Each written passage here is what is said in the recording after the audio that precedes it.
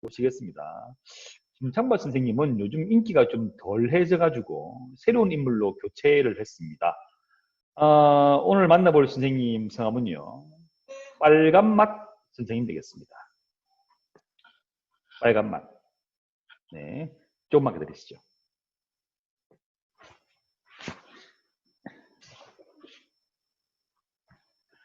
빨간맛, 널 위해 아니. 안녕하십니까? 여러분의 빨간맛입니다. 네, 좀 부끄럽군요. 네, 역시 사람은 할 수 있는 것과 할 수 없는 것을 잘 아는 게 중요한 것 같습니다. 아무튼 빨간 맛입니다. 네, 옷 보시면 네, 완전 딸기 같지 않습니까? 재질도 약간 딸기 느낌 납니다. 그래서 오늘 딸기 같은 상큼함으로 여러분과 함께 공부를 해보도록 하겠습니다. 뿌잉뿌잉. 네, 페이지 17페이지입니다. 많이 힘드시죠? 네, 저도 많이 힘듭니다. 네, 이 장면을 저희 식구들이 봐야 얼마나 아빠가 남편이 힘들게 돈을 버는지 알 텐데요. 네. 이름 없는 꽃 오늘 배우도록 하겠습니다. 사실 뭐 우리끼리 하는 이야기지만 제가 또 네, 또 입안을 마음속에 또 담고 있지 않습니까? 기다렸습니다. 화요일 7교시. 오늘 배울 작품 이름 없는 꽃입니다. 네, 이름 없는 꽃. 작품의 갈래는 수필이고요. 뭐 그런 의미에서 내용이 뭐 어렵지는 않은데 담고 있는 그 사상적 기반, 철학적인 어떤 배경 좀 더 파고들면 그 존재와 인식에 대한 문제가 좀 담아 있어가지고 설명 과정에서 약간 좀 난해한 부분이 일부 있습니다만 최대한 알기 쉽게 네, 설명을 드리도록 하겠습니다. 제가 대학 다닐 때 저의 스승님께서 저한테 하신 말씀이 좋은 교사란 아무리 어려운 내용을 초등학생한테 가르칠 수 있어야 그런 사람이 좋은 교사다. 뭐 이런 말씀을 하시더라고요. 그래서 그분 뭐 당신의 말씀을 따르면 가장 그 가르치는 수준, 뭐 가르치는 경지, 뭐 어떤 그런 면에서 가장 떨어지는 게 대학 교수고, 그 다음이 고등학교 선생, 그 다음이 중학교, 그 다음이 초등학교. 그래서 가장 위대하신 분들은 어린이집이나 유치원 선생님들이 정말 대단하신 거다. 그러니까 어쩌면 우리 인생에서 가장 소중한, 가장 중요한 인간으로서 알아야 할 가장 보편적 가치와 덕목들을 언제 배웁니까? 어린이집, 유치원에서 배우죠.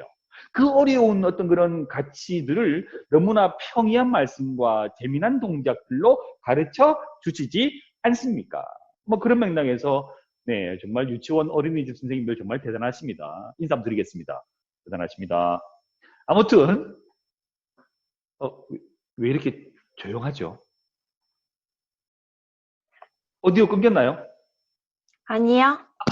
네. 네. 너무 조용하니까요. 네네. 인터넷이 끊긴 줄 알았습니다. 중간중간 숨소리 좀, 네, 부탁드리겠습니다. 네, 알겠죠? 숨소리, 네, 뭐, 콧바람 소리 이런 거, 네, 부탁드리겠습니다. 오케이. 그래서, 최대한 쉽게 설명을 드리겠습니다. 오늘 배울 내용은 신경준님의 이름 없는 꽃인데요. 이 꽃이라는 어떤 하나의 어떤 개별적인 사례, 일화를 통해서 좀 더 근본적인, 좀 철학적 문제를 이야기를 합니다. 그게 뭐냐면 이것입니다. 보통 우리가 만나는 어떤 사물, 어떤 사람, 어떤 대상, 어떤 개념이 있죠. 그것들은 이름을 가집니다. 그죠? 네. 저도 네, 이름이 있습니다. 아시다시피 빨간 맛입니다. 네. 어떤 것을 이끌어서 시계라 부르고, 어떤 꽃은 맨드람이라 부르고, 어떤 나비는 호랑나비라 부릅니다.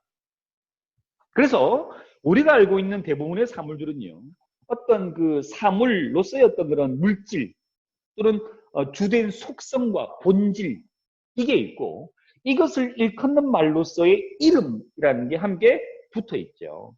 붙어 있습니다. 많은 사람들이 이제 이렇게 생각을 합니다.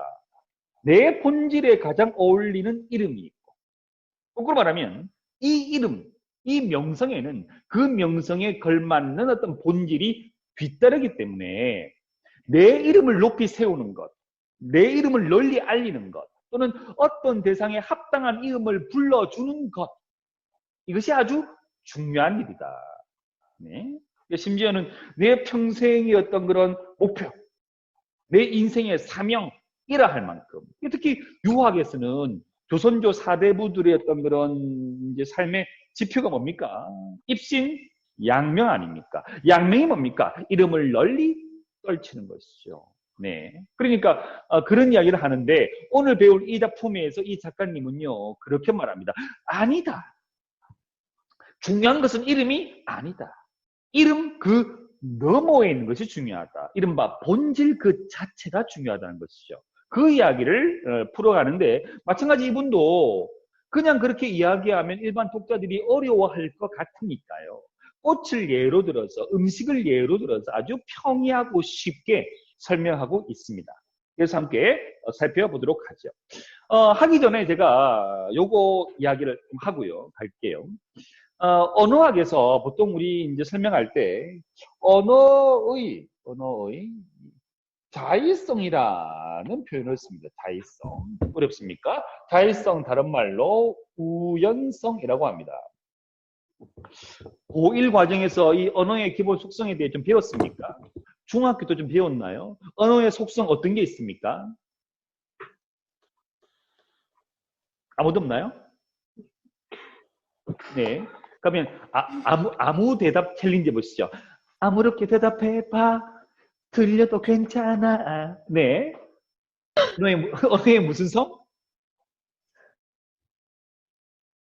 네, 제가 답할게요. 언어의 사회성, 뭐죠? 언어의 역사성, 언어의 기호성, 언어의 창조성, 언어의 법칙성 이런 거 배웠지요. 네, 그거 중 하나가 바로 언어의 자의성. 자의성. 말이 좀 어렵습니다. 이 언어의 자의성은요, 실제 수능에서 그 비문학 독서 제재에 언어 제재로도 많이 등장을 하기 때문에 관심 있게 볼 필요 있겠네요. 이게 뭐냐? 쉽게 설명드리겠습니다. 자, 모든 언어는요, 기본적으로 뜻하고, 그죠? 형식으로 이루어집니다. 뜻과 형식요. 뜻을 다른 말로 의미라고 하죠. 그러면 이 의미를 담아내는 언어의 형식은 뭡니까? 그림입니까? 소리입니까? 소리죠. 언어라 했습니다. 문자가 아닙니다. 말요, 말, 언어. 그러니까 언어의 형식은 제가 지금 뭘 통해서 여러분한테 이 감각 전달을 하고 있습니까? 그림입니까? 물론 뭐 그림도 나갑니다만 중요한 건 소리잖아요. 그래서 이 형식은 소리입니다. 소리. 예를 들어 볼게요. 사람이라는 게 좋습니다. 사람이라면 여러분들의 머릿속에는 뭐가 떠오릅니까? 일단 두 발로 걸어야 됩니다. 이족보행. 그죠? 그 다음에 앞다리는 그죠? 앞에 되어 있습니다. 그 다음에 몸에 털은 좀 적어야 되겠습니다. 말을 써야 되겠습니다. 이성적 사고도 해야 되겠습니다. 공동체를 이루어서 살 수도 있겠습니다. 도구도 쓸 수 있겠죠. 이런 것들이 머릿속에 떠오릅니다. 그래서 이 사람이란 것에 담겨있는 뜻과 의미는 여러분의 머릿속에 떠오르는 바로 그 개념. 그러니까 이런 거. 이게 이제 뜻이죠. 이걸 일컬을 때 우리말에서는 뭐라고 일컫습니까? 사람이라고 일컫죠. 사람. 요거 이제 실제 음성학 기호로 표시하면 사람이라고 표시하죠. 그러니까 요게 형식이고 요게 안에 담겨있는 메시지 뜻이 바로 이거 아닙니까? 그래서 모든 언어는 이와 같이 형식과 그 다음에 뜻으로 이루어져 있습니다. 좀 어려운 말로 조금 세련 유식한 척하면요. 또 뜻과 형식으로 나눈 사람이 이 스위스의 유명한 언어학자 소스리. 네. 그래서 이분은 요 뜻을 뭐라 하냐면 이 시니피에. 네. 이 스위스는 알다시피 뭐 프랑스어와 뭐 독일어 이런 걸 함께 쓰는 공용어 국가이기 때문에 아마 프랑스어 계통 같습니다. 시니피. 네. 이 형식을 뭐라 하느냐? 시니피 네, 시니피앙이랍니다. 그래서 시니피앙. 그런데 지금부터가 중요합니다. 이와 같이 모든 언어는 시니피와 시니피앙 이른바 뜻과 형식으로 이루어지는데 요것과 요거의 관계가 어떻다? 필연적이다? 필연성이 있다 없다? 없다. 어떤 관계다? 우연적이다. 그러니까 왜 사람을 사람이라고 부르느냐? 이유가 있다, 없다? 없다는 것이죠. 네. 나중에 언젠가 결혼하실 수도 있겠고, 안 할 수도 있겠습니다만, 결혼하신 다음에 애를 놓으실 수도 있고, 물론 안 놓을 수도 있고요. 결혼 안 하시고 놓을 수도 있고, 네, 안 놓을 수도 있습니다. 아무튼, 이 자식을 키우다 보면, 마음의 준비를, 이른바 그 답변을 좀 준비해야 할 몇몇 개가 있습니다. 그러니까 아이들의 성장 과정에서 어느 정도에 이르면 부모한테 물어보는, 거의 통과 의례처럼 물어보는 몇몇 가지가 있거든요. 예를 들면, 뭐, 아빠도 죽어? 뭐 이런 거. 네. 그 다음에 뭐, 나중에 아빠는 어떻게 나를 낳았어? 그럼 뭐, 엄마와 왜 뭐 결혼했어? 이런 등등. 좀 난처할 수도 있는 그런 질문들도 왕왕 합니다. 답을 좀 준비를 해놓으면 훨씬 긴장이나 실수나 이런 걸 좀 덜 할 수 있습니다. 그래서 저는 개인적으로는 사실은 아이들이 던지는 그런 질문 몇 개를 생각하고 어떻게 해야 좀 더 아이들한테 가장 좋은 답이 될 수 있을까를 가지고 골몰하면서 준비를 좀 해오고 있거든요. 네. 그중 하나가 뭐냐면 이겁니다. 아빠, 하늘은 왜 하늘이야? 네. 뭐라고 답하시겠습니까? 그죠? 네. 나비는 왜 나비라고 불러? 그죠? 바다는 왜 바다라고 부르는 거야? 똑같습니다. 이유가 있습니까? 없습니다. 그럼 제가 설명합니다. 아들아, 정말 훌륭한 질문이다. 네가 방금 말한 것은 언어의 자의성에 대한 설명이로구나. 그래서 모든 언어는 형식과 뜻으로 이루어져 있는데 그 스니피와 스니피앙은 서로 연관되지 않고 우연적 결합물이란다 하고 설명해주면 우리 아들이 고개를 끄덕입니다. 참고로 6살입니다. 돌아가서 네. 다 그렇게 안 합니까? 보통 10살 되면 그 정도 딱 하지 않습니까? 지금 우리 아들과 지금 뭐 요즘 나오는 이야기들은 북한에 지금 김정은이 부재하는데 어떻게 되었을까? 코로나 이후에 세계 경기 침체에 따른 한반도의 정세를 어떻게 하면 해결할 수 있을까? 뭐 이런 이야기 주로 하거든요. 네, 다 그렇게 하죠. 네. 아무튼 네. 이게 구현성입니다. 알겠죠? 알겠죠? 그래서 이 이야기를 왜 하냐면 이때 나오는 뜻과 형식 가운데 이 뜻을 본질이라고 할 수 있겠습니까? 본질. 그죠? 본질. 본질이란 것은 어떤 실제의 문제일 수도 있겠고, 이 실제하는 사물이 지키고 있는 어떤 그런 기능의 문제, 쓸모의 문제, 이런 것과 연관되어 있는 것이죠. 그 다음에 형식이란 건 소리 아닙니까? 말하자면, 비유하자면 이름에 해당된다 할 수 있겠습니다. 이름.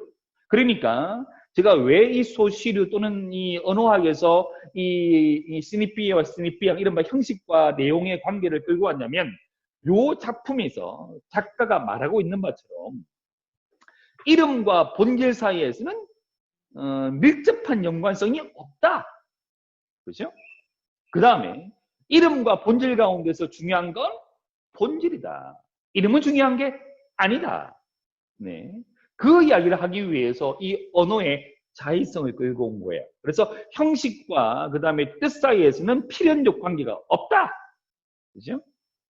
오케이? 여기까지 기억하시면 되겠습니다. 그 다음 하나 남았는 게 나중에 인식론 이야기가 있는데 그건 두 개 너무 같이 하면 어려우니까요. 본문 하면서 좀 이따 하도록 하죠. 자, 본문 갑시다.